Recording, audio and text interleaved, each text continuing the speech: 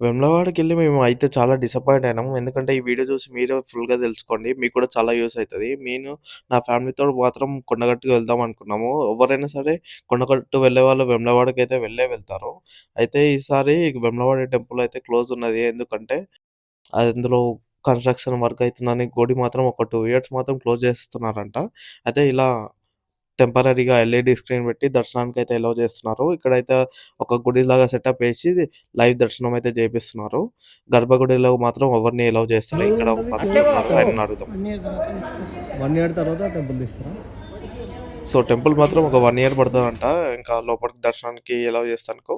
తర్వాత మేమైతే కొండగట్టుకొచ్చేసాము. ఇక్కడైతే ఎక్కువ పబ్లిక్ కూడా లేరు. చలి మాత్రం బీభత్సంగా ఉన్నది. మేమైతే ఇంకా లోపలికెళ్ళేసి దేవుని దర్శనంకి ఎళ్ళాము. ప్రదక్షిణ అయితే స్టార్ట్ చేశాను. ఇక్కడ కోతులైతే ఘోరంగున్నాయి. ఇక్కడ చూడు ఎంత క్యూట్‌గున్నాయి కోతులన్నీ. చలికని ముదురుకొని పడుకున్నాయి అన్నీ.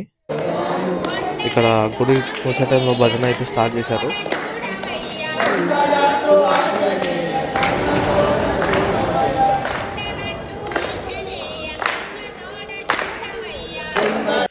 నేనైతే గుడి క్లోజింగ్ టైమ్‌లో పోయినాను. నాకైతే దర్శనం చాలా బాగా జరిగింది. కొండగట్టుకొచ్చేవాళ్ళు మాత్రం చాలా జాగ్రత్తగుండాలి. కోతులు మాత్రం చాలా ఎక్కువుంటాయి. మీకు ఈ వీడియో నచ్చితే నన్ను ఫాలో చేయండి. సబ్స్క్రైబ్ చేయండి. Thank you.